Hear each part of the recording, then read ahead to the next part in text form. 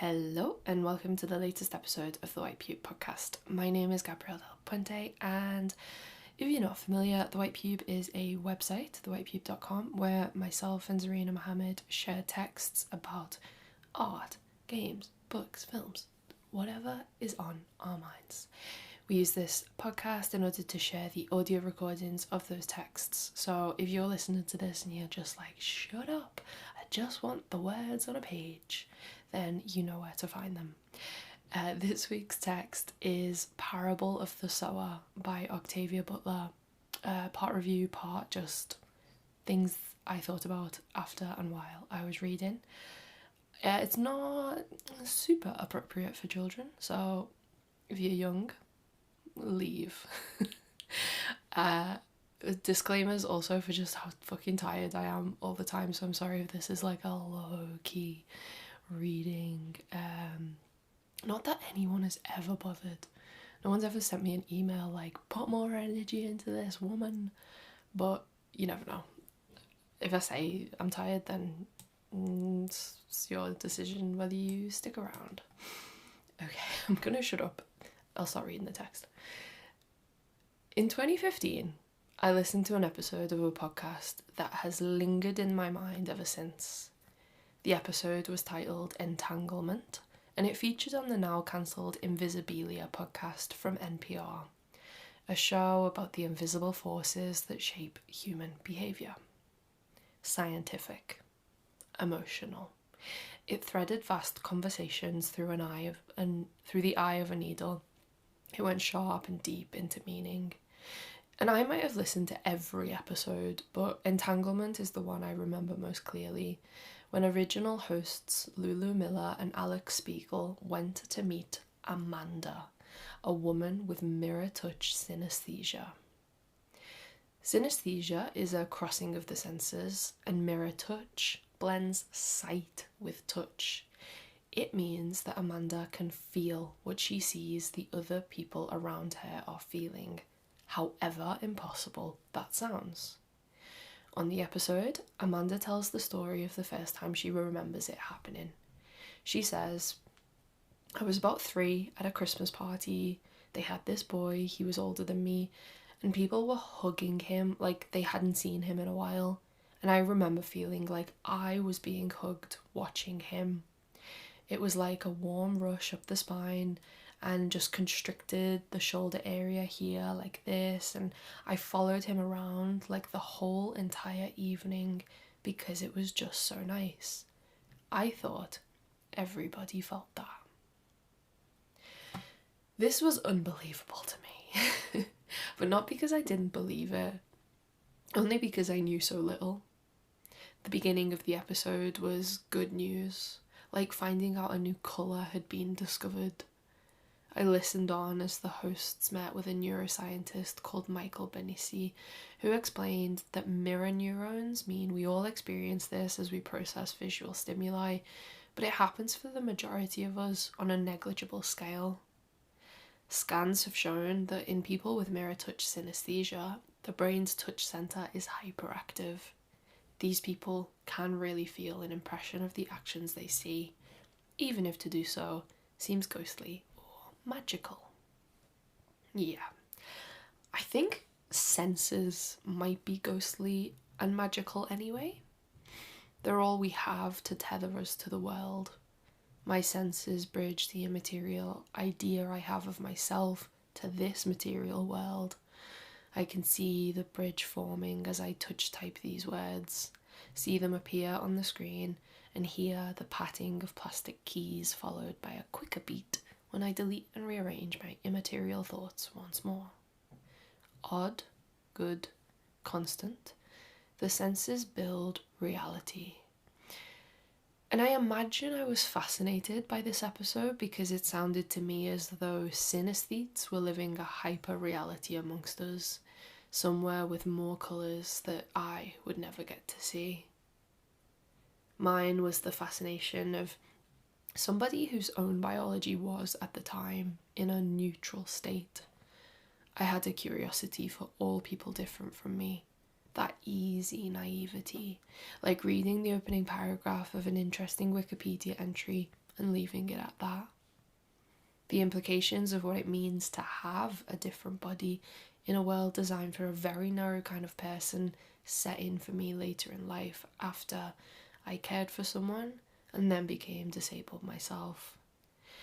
That reality tried to set in later in the episode, though I couldn't hear it yet, not really, when Amanda spoke about how she has to isolate to mitigate her body's sensitivities. She can't eat with other people, otherwise she feels their forks digging into her mouth. She keeps the blinds drawn because the world outside is unpredictable. Think about it. If Amanda can feel other people's pleasure, the warmth of a hug at a family party, then she can also feel their pain.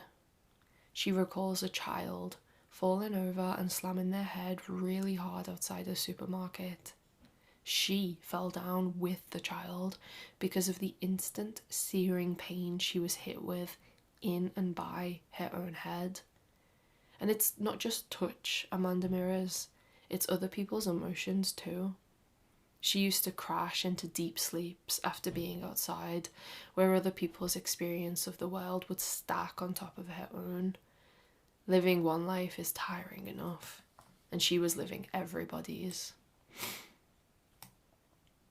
Sometimes culture trails behind me for years before I find the appropriate place for it to land.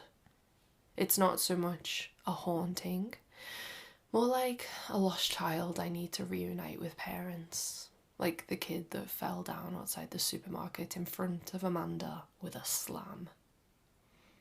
I've thought a lot about the entanglement episode over the years, but they were only ever the beginnings of thoughts, never full sentences.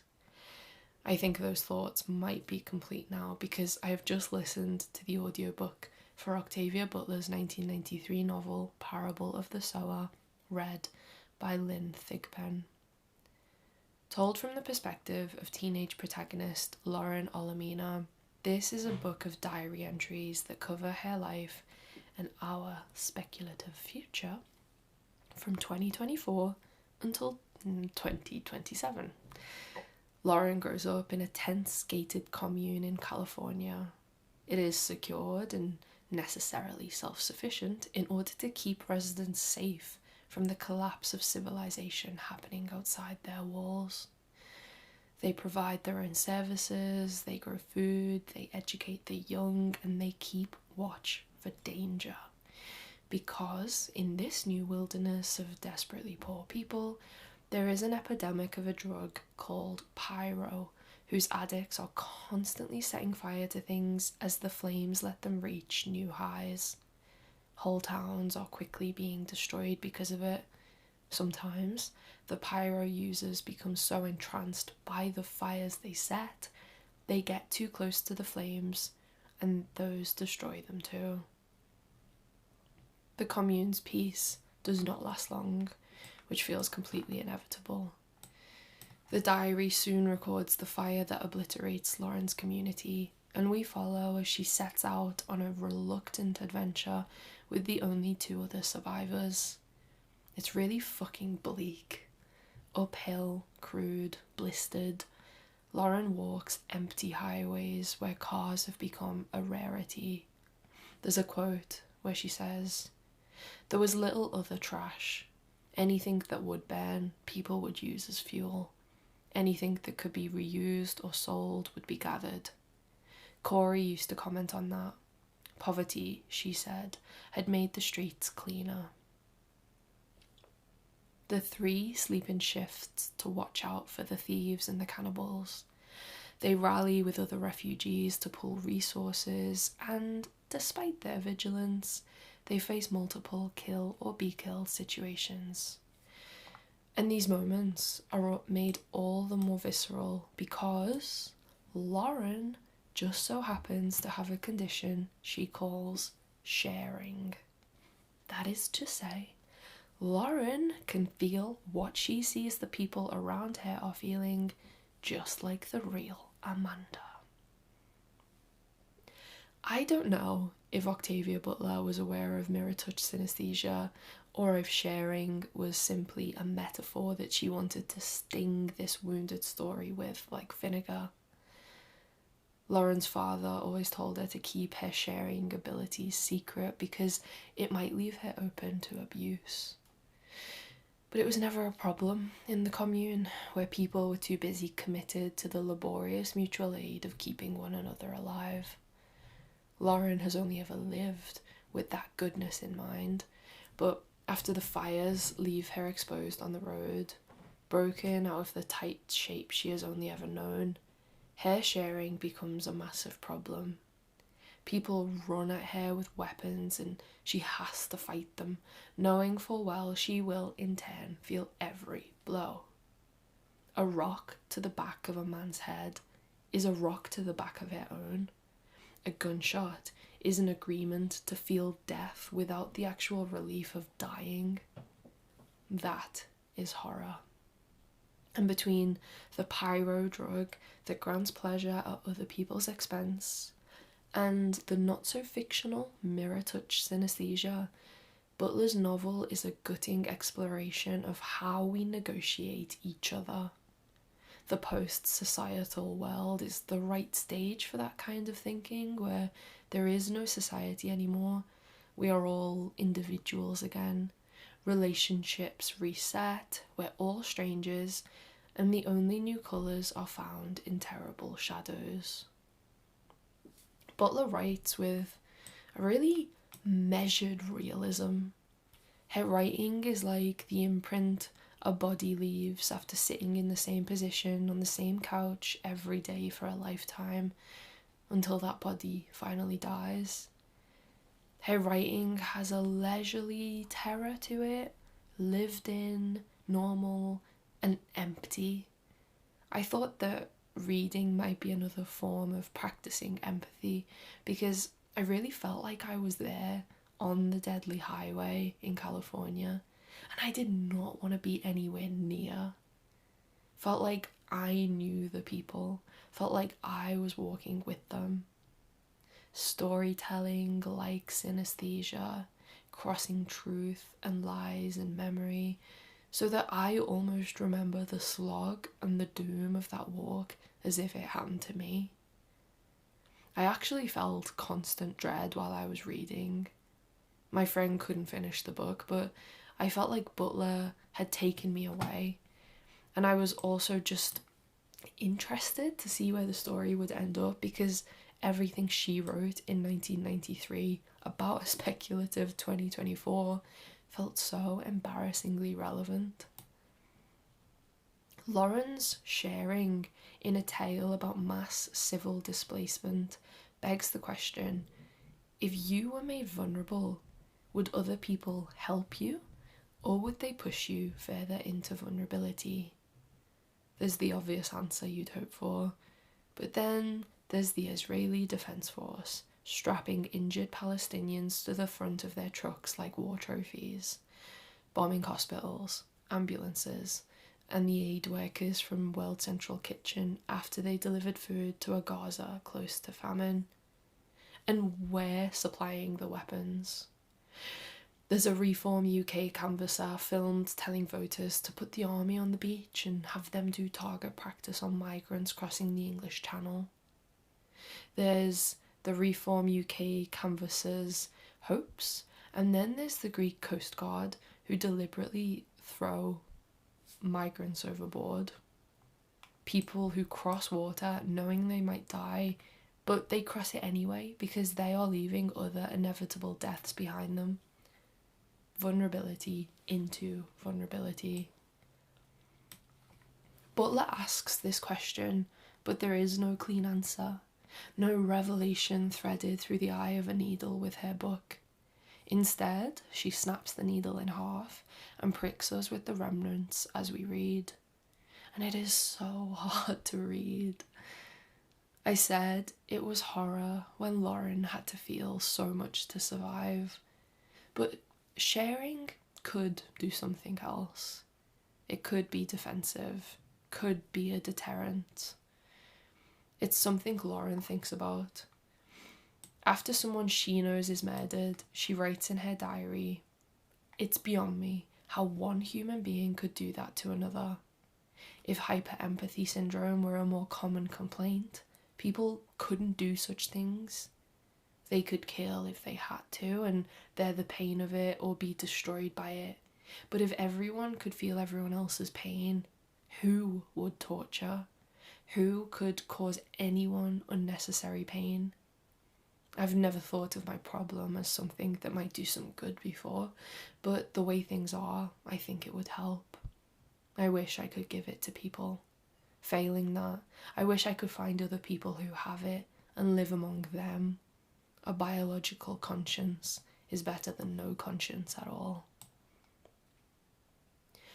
With the podcast in the back of my mind and this book in front of me, I began speculating on fictions of my own. What if we lived in a world where everybody had mirror touch synesthesia? Would I still be reading about the ends of family lines in Palestine? Would Brianna Gay still be alive? Would I still have a relationship with my dad? I listened to the audiobook of Parable of the Sower in bed. I'm 3.5 years into long COVID. Limbs solid, nausea like 2 hands around my throat. My body pays for everything. I made it to a cafe for 1 hour to sketch out what I wanted to say with this text. And when I got home, I fell asleep for 3 hours. Woke up feeling miserable. I am writing this in short bursts in the moments when I can think straight in this smaller, slower life. There's a text from the doctor asking me to book in for a review of my long-term health condition, and I just haven't bothered.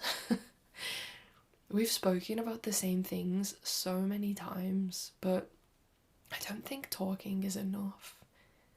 If talking was enough, if it was enough to know that any virus could stick around in the body and decimate its insides in a post-viral hell with no end in sight, no healing, then the whole world would stop and it wouldn't revolve again until we had figured out how to braid the nervous system back together. I don't think talking is enough to communicate the immaterial sense of pain inside of me. How could it be? Words are not enough. I need my ischemic muscles and my orthostatic headaches and my chest pains and my sweat and my shaking arms and my sick mouth and my heaviness and my exhaustion to cross a bridge into other people's senses, into doctors, politicians, family members, the people in the queue at the polling station. I need you to feel how I do, not because I want to punish anyone. I just want to close the gap between us, because if everyone knew what life could feel like, this feeling with no relief, then we might rush to the end of what is happening to me so that it can't happen inside your body as well. And listen, I didn't mean to write a floaty world peace gesture. I am too poisoned to be cloying. But I guess I'm thinking more about our responsibilities to each other because I'm typing this a few days before the UK's latest general election. And I'm summer sick and all futures seem impossible. But God, if we had to feel what everyone else was feeling because of the fictional sharing or the real life mirror touch synesthesia, then we would care so much more about making each other feel good. We are selfish enough for that. The hardness would have to stop. The neuroscientist who features on the episode of Invisibilia, Michael Benissi, says, "We do automatically slip into the shoes of other people, even if we're not consciously aware." Fine. But I feel delirious imagining a world where that is amped up, where it is physical, instant payback that checks us as we move through the world so that we don't just walk past hungry people sitting on the side of the road. No comfort, no joy, too cold in winter, too hot right now. I wonder if we were all sharers, would we hold each other more closely? Would we have ever organised the country so that a select few in government hold power over the entire population they keep at arm's length? Politicians projecting biases into the ether, deciding they know best while their shouts echo around gold rooms. I am so tired. I have no faith right now. I don't have faith to talk to the doctor, and I don't care to be governed by people who don't know how I feel. I read the manifestos and listened to the speeches and wanted Labour to win, but I didn't want to help them. I couldn't believe in them as much as I wanted to. On Thursday, from the privilege of a Labour safe seat, I decided to spoil my vote. I didn't feel especially good about it. I worried I was opting out of empathy, but no. I just felt that dread again, that if I voted for the Labour Party that was about to take power, or if I voted for anyone else really, and they made the world even more dangerous for disabled people, or for trans women, or migrants, or prisoners, or any person made vulnerable by the world around them, then I would feel in some way responsible because of my vote. I wanted none of it. I wanted the widespread, theoretical hyper-empathy that might collapse power structures altogether. I wanted to climb into the beginning of Lauren's story and live in the commune back before the fire made everything right turn wrong.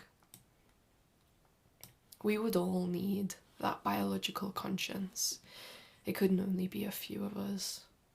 In Parable of the Sower, it's a small minority of people who experience sharing.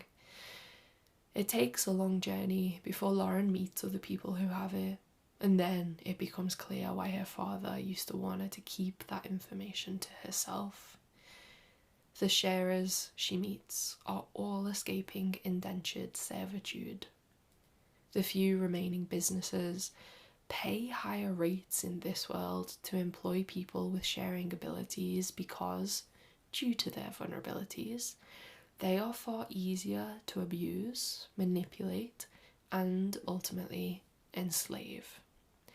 Workplaces pay their workers in credits that can only be spent internally on room and board at the same establishments. Credits valued at much less than legal currency. Truck wages in a company town, they pay low and keep costs high. That way, workers have no choice but to become indebted to them.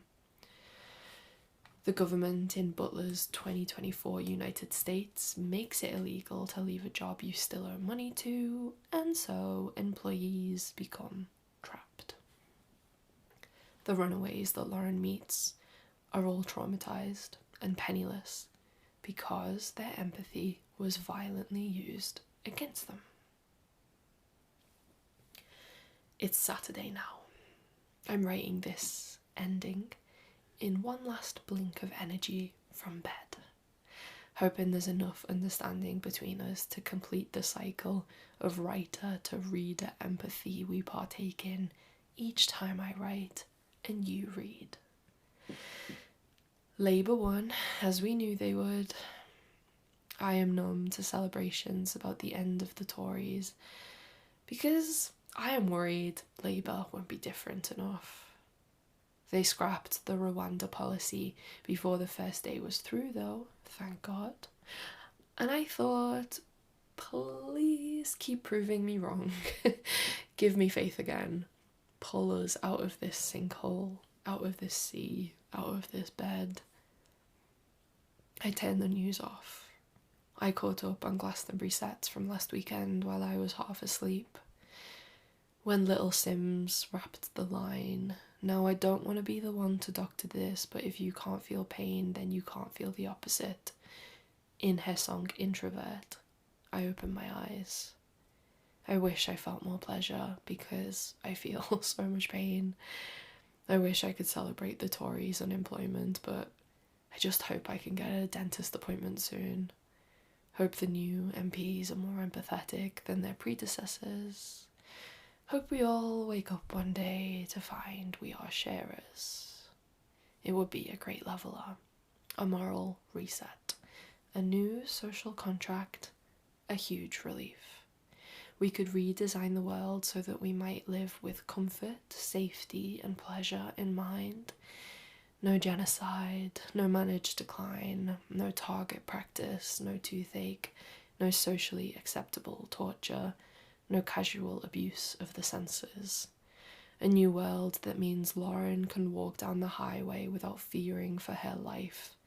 A new world that means Amanda is okay to venture outside, because the podcast is over and the book is done, but I'm still thinking about the non-fiction she has to endure and just how much horror we all agree to put up with.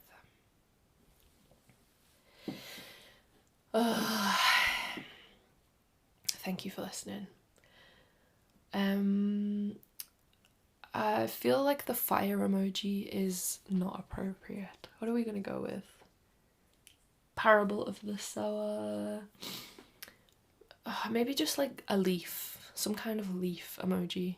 What I didn't put in this text is like all of the meaning of the name of Parable of the Sower. I just like actually just couldn't get into it. It's just too much.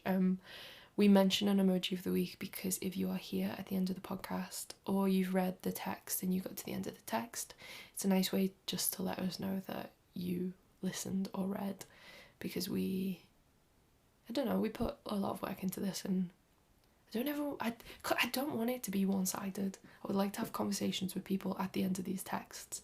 I want the back and forth. I don't want to be a fucking dictator who speaks while everyone shuts up and listens. So we just ask people to comment an emoji on the Instagram post or wherever you share texts, so that it feels like there's a conversation happening. And sometimes people leave emojis and they also share their thoughts and ask questions and Anyway, I really need to rest my voice. I'm so tired. Thank you for listening, and I will see you on the next episode of the podcast. Bye bye.